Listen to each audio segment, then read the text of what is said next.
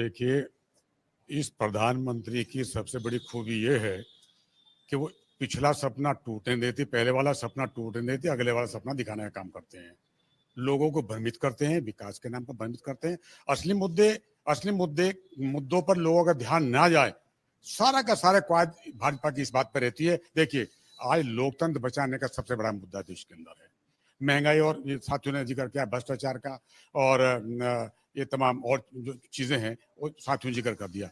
लेकिन ये पार्टी, ये सत्ता पक्ष कभी भी जनता के इन मुद्दों पर, देश के मुद्दों पर जनता को नहीं आने देंगे। क्यों? क्योंकि पोल खुलती है इनकी। ये तो केवल भ्रमित करने का काम करते हैं, कभी किसी नाम पर, हिंदू मुसलमान के नाम पर, धर्म के नाम पर, इन तमाम चीजों में इस देश को उलझाने का काम करते हैं। और ये बात सही है कि प्रधानमंत्री में वो खूबी है कि वो जनता की नब्ज को पहचानते हैं।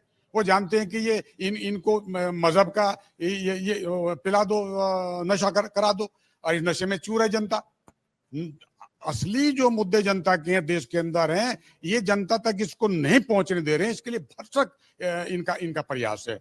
और ये दुर्भाग्य की बात है कि असली मुद्दों से देश हट रहा है, और अगर असली मुद्दों पर जनता को ये नहीं आने देंगे, देश का बहुत बड़ा नुकसान होगा, लोकतंत्र को बहुत बड़ा नुकसान होगा। जो आप कह रहे हैं और जो आपके साथी कह रहे हैं, असली मुद्दों पर आएंगे कैसे? मतलब उसकी चर्चा तो विपक्ष को करनी पड़ेगी, विपक्ष को शायद मुद्दे उठाने पड़ेंगे, जो आपने कहा। जी, इस पर मैं बताता हूँ। हाँ, इस पर मैं कहता हूँ, बिल्कुल ठीक कह रहे हैं आप। देखिए, इतने बड़ा साधन सत्ता पक्ष के पास है कि उन साधनों के सामने विपक्ष कहीं भी नहीं ठहरता। और आप जानते हैं कि साधनों के बगैर चुनाव होता नहीं है। इन पर हर तरह की मशीन, और फिर इन पर तो देखिए, सरकारी, गैर सरकारी संस्थाओं की जितनी भी एजेंसी, सबका साथ, सबको अपने कंट्रोल में ले लिया है, और सबके सब इनके चुनाव में इनके साथ लगी हुई है, खड़ा कर लिया। उनकी मजबूरी है। तो सवाल ये कैसे मुकाबला करें? यही मेरा भी सवाल आपसे है कि अगर आप ये मान रहे हैं कि संसाधनों पर एक पक्षीय कंट्रोल है, सारे संसाधन एक तरीके से काम कर रहे हैं, तो फिर परिणाम बदलेगा कब? और जब तक बदलेगा नहीं, भी प्रभावित है, तो आप लोग भी प्रभावित है, मीडिया भी प्रभावित है, मीडिया भी नहीं निकल पा रहा है उससे। ये सबसे आसान होता है कि मैं आपके तीनों बार आपको माइक दे दूं, फिर भी मैं आरोप ले लूं कि मैं प्रभावित हूं। मैं सच्ची बात कह रहा हूं, मैं सच्ची बात कह रहा हूं। सवाल ये देखिए, ये नहीं, आप थोड़ी देर में वो समय देखकर बोलेंगे, इतनी देर समय दिया तो भी मैं प्रभावित कहलाऊंगा। आपके साथ की बात करूं, हाँ नहीं, ठीक है। ये जो इन्होंने आखिर लाइन कही, और ये मैं समझना चाह रहा हूं, अगर आप लोगों को लग रहा है, जो उन्होंने कहा कि ठीक है, प्रधानमंत्री नरेंद्र मोदी उस नब्ज को पहचानते हैं, या वो इस तरीके के सपने दिखाते हैं कि वो टूट नहीं पाते, तो फिर परिणाम बदलेगा कैसे? जब तक बदलेगा नहीं, आप उन संसाधनों पर कंट्रोल कैसे पाएंगे? जो इन्होंने एक बात कही, बहुत महत्वपूर्ण कही है। जनता के पास तक पहुंचने के लिए प्रचार माध्यम है, प्रचार माध्यम सारा कब्जे में है, सारे टीवी चैनल कब्जे में है। मैं मिसाल के तौर पर बता रहा हूँ, कल इन्होंने एक ऐसे आदमी को कर्नाटक में ज्वाइन किया, जनार्दन रेड्डी को, जिसके ऊपर 21 मुकदमे, जिनमें से 9 मुकदमे सीबीआई के हैं। सीबीआई भूल गई, और उन्होंने जिन पर खनन का खुद आरोप लगा हुआ वहां पे येदुरप्पा पे, उन्होंने उसे पटका पहना करके बीजेपी में ज्वाइन कर लिया। किसी अखबार में आप इसके ऊपर चर्चा देख लेंगे, किसी टीवी पे इसके ऊपर कोई एनालिसिस हो रहा है? अभी बराबर में हमारे कुरुक्षेत्र में जिंदल साहब, नवीन जिंदल, कितने छापे उन पर लगातार पड़ रहे थे, और आज वो साफ हो गए, रात में साफ हो गए, और रात को ही उनको टिकट दे दिया गया। अशोक चौहान, जिसको 2 दिन पहले प्रधानमंत्री कहकर आए हैं वहां पर कि वो आदर्श घोटाले वाले मामले को उन्होंने बहुत मुखर होकर उठाया, अगले दिन उसे लेकर के भाजपा में सीधा राज्यसभा भेज दिया। ये मैं एक सैंपल दे रहा हूँ। अभी मेरे भाई ने आयुष्मान कार्ड का बात बताया, कैग की रिपोर्ट देखिए क्या है। हम नहीं कह रहे, कैग कह रहा है ये कि आयुष्मान में कितने मृतकों को उनका फायदा पहुंचा है। दूसरा, ये भी कह रहा है कि कितने लोगों का एक ही टेलीफोन पर, एक ही मोबाइल के ऊपर रजिस्ट्रेशन है, लाखों में। तो ये कितने बड़े घोटाले हैं साहब। दूसरा, उनकी जो दवाइयां हैं उनका हिसाब आप जा करके देखिए। अब सारे हॉस्पिटल में लिख दिया, बोर्ड लग गया कि आयुष्मान का यहाँ भी किया जाता है। हो क्या रहा, उसमें बीमारी है 5,000 के इलाज की, और उसमें हॉस्पिटल चाहे सरकारी है या वो है, वो दिखावेगा 5 लाख रुपए का बीमारी का इलाज दिखावेगा। पैसा सरकार पर से 5 लाख गया, और वहां से कुल 50,000 का हिसाब है।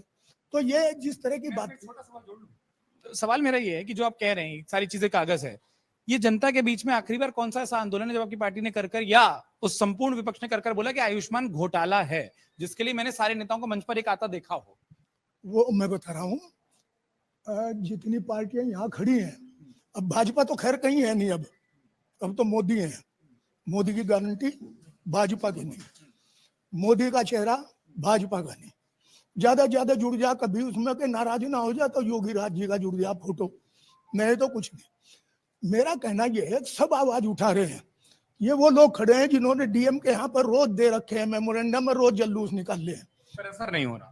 प्रेशर तो यूं नहीं हुआ जब मीडिया, भाई सबसे बड़ा तो मीडिया जो लोकतंत्र को बचाने वाला है।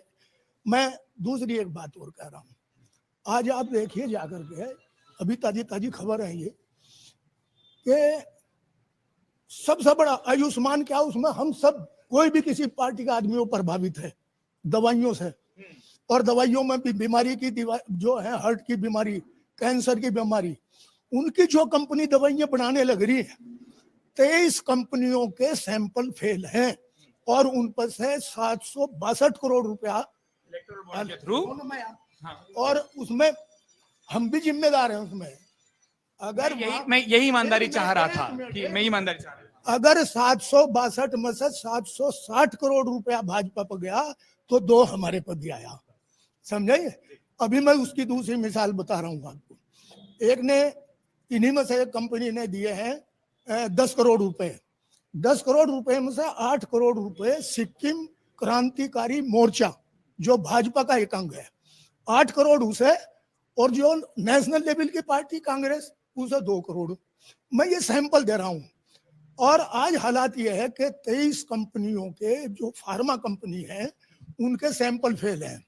मैं ये मानता हूं कि जितने विकास के कार्यक्रम है और जितने भी मुफ्त अनाज देने के कार्यक्रम है, उसके अलावा अगर हम बीमारियों का इलाज ठीक नहीं कर पा रहे और नकली दवाएं हमें मिलने लग रही हैं और सरकार की देखरेख में मिल रही है, तो चिंता का विषय है। तो चिंता। हाँ, बिल्कुल सही बात है। दूसरा सर मैं एक करके सबको ले लूं, मैं दोबारा आऊंगा ना, मैं वापस कर रहा हूं। उसी से जुड़ा हुआ जरा सा पार्ट कर, एमआरपी जो दवाइयों के दाम है, मेरे एक दोस्त की कंपनी है, हार्ट की दवाई 1-2.5 रुपए की बनती है और वो यहाँ सहारनपुर में 80 रुपए की बिक रही है। तो ये एमआरपी किसके हाथ में है तय करना? इसके रेट कौन निर्धारित करेंगे? ये जो 40% का कमीशन दिया जा रहा है डॉक्टरों को। अगर आप ये वीडियो YouTube पर देख रहे हैं तो हमारे चैनल को सब्सक्राइब करें और बेल आइकन को दबाना ना भूलें। अगर आप Facebook पर ये वीडियो देख रहे हैं तो हमारे पेज को लाइक करें।